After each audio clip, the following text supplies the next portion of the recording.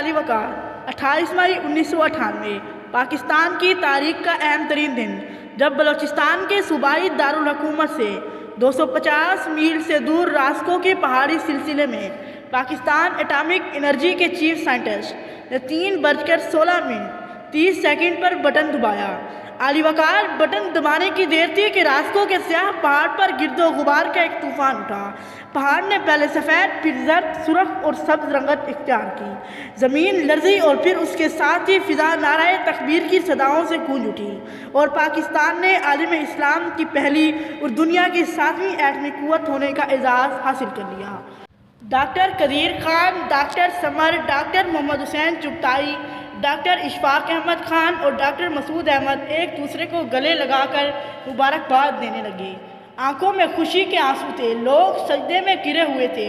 غرض ایک ایسا منظر تھا جسے بیان کرنا بہت مشکل ہے۔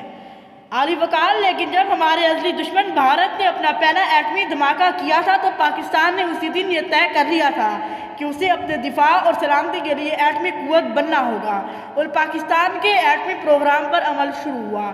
سرچ لیبارٹری میں سائنسدان شب و روز کام کرنے لگے اور پاکستان نے ایک دن ایٹمی دھماکے کی اہم اور بنیادی ضرورت یورینیم میں کامیابی حاصل کر لی۔ یہ ایک بہت بڑی حقیقت ہے کہ پاکستان اس دن ایٹمی قوت بن گیا تھا جس دن اس نے یورینیم کے اصول میں کامیابی حاصل کر لی تھی۔